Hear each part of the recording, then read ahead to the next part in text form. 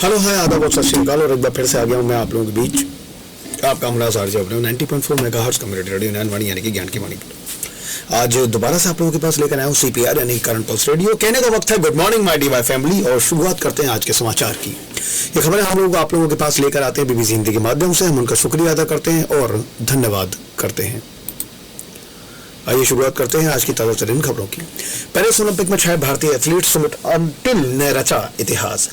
कार्तिक आर्यन की film Chandu champion याद है ना आपको? इसमें कार्तिक आर्यन ने एक पैरा एथलीट का किरदार निभाया है जो भारतीय पैरा एथलीट मुरलीकांत पेटकर पर आधारित है। फिल्म में कार्तिक आर्यन का किरदार बार बार ये कहता सुनाई देता है कि ए चैंपियन है मैं।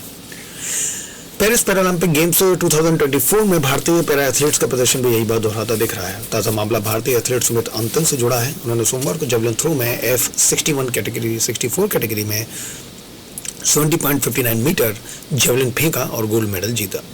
सुमित अंतिल ने पैरालंपिक में जेवलिन थ्रो का नया रिकॉर्ड भी बनाया। इस जीत पर सुमित ने कहा, मैं वर्ल्ड रिकॉर्ड तोड़ने की उम्मीद कर रहा था लेकिन पैरालंपिक रिकॉर्ड बनाकर भी खुश हूं। सुमित की जीत खास क्यों है?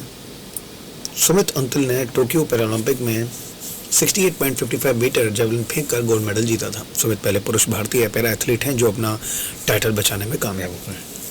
भारतीय एथलीट सुमित अंतिल के नाम वर्ल्ड रिकॉर्ड भी दर्ज है। उन्होंने साल 2023 में पहली बार वर्ल्ड चैंपियनशिप में 70.83 मीटर जेवलिन थ्रो करके गोल्ड मेडल जीता था। ये एक वर्ल्ड रिकॉर्ड है। पैरालंपिक्स गेम्स 2024 में भारत अब तक 3 गोल्ड, 5 सिल्वर, 7 ब्रॉन्ज जीत चुका है। फिलहाल पदक तालिका में भारत का स्थान 15वां है और भारत 15 मेडल जीत चुका है। अब तक कौन से भारतीय एथलीट जीत चुके हैं? पैरालंपिक गेम्स 2024 में भारतीय एथलीट अवनी लखरा ने 10 metre air rifle standing event में गोल्ड मेडल जीता है। उनके अलावा सुमित अंतिल ने जेवलिन थ्रो में और नीतीश कुमार ने बैडमिंटन मेंस सिंगल में गोल्ड मेडल जीता है।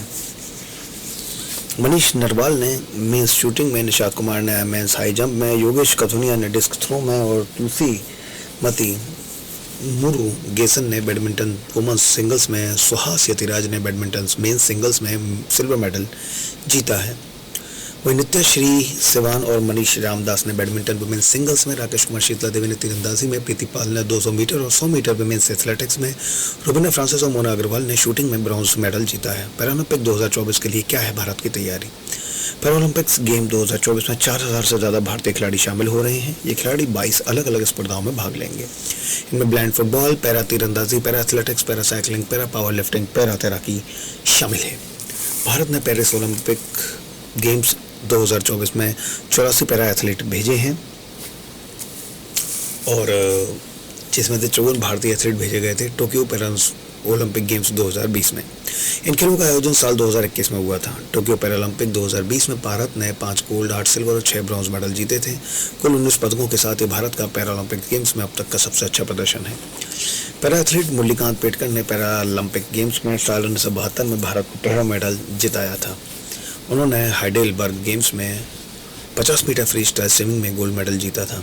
पेरिस पैरालंपिक गेम्स 2024 में भारतीय एथलीट 3 नए खेलों पैरा साइकिलिंग, पैरा रोइंग और ब्लाइंड जूडो में भी हिस्सा लेंगे। इससे भारत 12 अलग अलग खेलों में शामिल होगा। पैरालंपिक गेम्स 2024 में कुल 549 गोल्ड मेडल के लिए मुकाबला होगा। 28 अगस्त 2024 से पेरिस में शुरू हुए इन खेलों का समापन 8 सितंबर को होगा।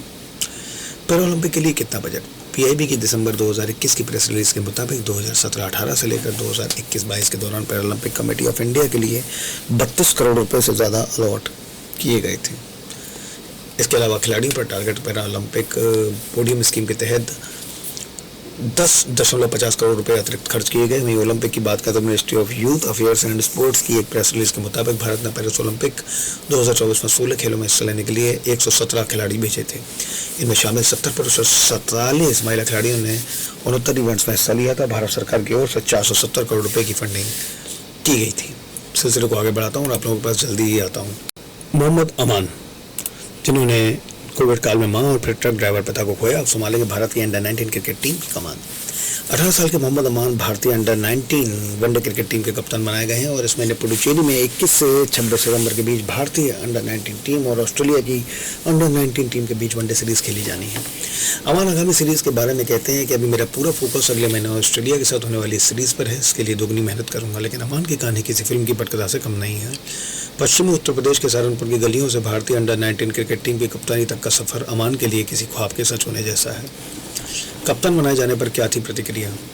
कप्तान बनाए जाने पर राइट हैंड बैट्समैन अमान ने बीबीसी से कहा कि एक दिन पहले रात में मैच था, अगले दिन देर तक सो रहा था। जब दोस्तों ने बताया कि मुझे कैप्टन बनाया गया है, उठा तो देखा सबके बधाई वाले मैसेज थे। विश्वास नहीं हुआ। फिर बीसीसीआई की ऐप पर टीम देखी। वाकई में मैं बहुत खुशकिस्मत हूँ। ये खबर मिलने पर अमान ने सबसे पहला कॉल अपने कोच को किया। अमान ने सफलता का श्रेय अपने कोच राजू गोयल को देते हैं और वो कहते हैं कि शुरू से ही उन्होंने भी यही सब सिखाया है। राजू गोयल ने बीबीसी को बताया कि अमान का कॉल आया, ये बताते हुए वो रो दिया। हम सब बहुत खुश हैं, बहुत मुश्किलों के बाद वो यहाँ तक पहुँचा है। अमान कहते हैं आज मुझसे ज़्यादा मेरे भाई बहन खुश हैं। उन्होंने ऐसी ज़िंदगी देखी ही नहीं कभी। उन्हें लग रहा है कि क्या वाकई में ऐसा भी हो सकता है। अमान के लिए पिछला सीजन शानदार रहा। विनुमा कार ट्रॉफी में अमान ने यूपी अंडर 19 टीम के लिए खेलते हुए 8 इनिंग्स में 363 रन बनाए। वहीं अंडर 19 चैलेंजर सीरीज में 98 के एवरेज से 294 रन बनाए और उनके बेहतरीन खेल की बदौलत उन्होंने अंडर 19 एशिया कप के लिए भारतीय टीम में अपनी जगह बनाई। अमान इसी साल साउथ अफ्रीका में हुए अंडर 19 वर्ल्ड कप के लिए स्टैंड बाय भी रहे। सहारनपुर की गलियों से टीम की कप्तानी तक का सफर। मोहम्मद अमान का जुड़ाव इस खेल से कब हुआ, कैसे हुआ, ये पूछे जाने पर उन्होंने एक दिलचस्प किस्सा बयान किया है। 2011 में जब वो महज 5 साल के थे तब भारतीय क्रिकेट टीम ने अपने घरेलू मैदान पर वर्ल्ड कप जीता था, लेकिन वर्ल्ड कप जीतने से पहले सेमीफाइनल में भारत ने अपने चिर प्रतिद्वंदी पाकिस्तान को हराया था। ये 30 मार्च 2011 की रात थी। अमान के मुताबिक सहारनपुर के खान आलमपुरा में देहरादून चौक के पास की गली में ढोल बज रहे थे। मैं तो छोटा बच्चा था, पर गार से बाहर निकला तो देखा पड़ोसी भारत की जीत में खुशी में ढोल बजवा रहे थे। क्रिकेट का शौक कैसे लगा, इस पर अमान उस रात को याद करते हुए कहते हैं कि पता लगा कि भारत फाइनल में पहुंच गया है। फिर भारत श्रीलंका फाइनल में मैंने उन्हीं पड़ोस वाले अंकल के घर बैठकर देखा था और उसी रात से क्रिकेट का चस्का चढ़ गया था। अमान आगे कहते हैं कि मैं फिर दिन रात क्रिकेट के फुटेज देखता रहता था, मोबाइल पर, टीवी पर, हर जगह। मैं शुरुआती 2-3 साल घर की गली में या पास वाले पार्क में ही खेलता था। जो शॉट्स वो लीग टीवी पर दिखाते थे, जैसे कवर डैम मार दिया या खिलाड़ी ने ऐसे बल्ला घुमाया, मैं ठीक वैसे एक्शन करने की कोशिश करता था। काफ़ी मज़ा आता था और फिर 2014 से शहर के अम्बेडकर स्टेडियम में खेलने लगा। जब पापा को खो दिया तो लगा कि अब क्रिकेट छोड़ दूंगा। मोहम्मद अमान सहारनपुर के एक बेहद सामान्य घर से आते हैं। उनकी माँ गृहिणी थी और पिता ट्रक ड्राइवर। कोविड के दौरान 2020 में अमान ने अपनी मां को खो दिया। 2021 में उत्तर प्रदेश की अंडर 19 टीम के लिए कानपुर में ट्रायल मैच था, पर अमान का सिलेक्शन नहीं हुआ। उनके पिता की तबीयत भी खराब रहने लगी थी और कमाई का कोई जरिया नहीं था। 2022 में जब अमान 16 साल के थे, उनके पिता भी गुजर गए।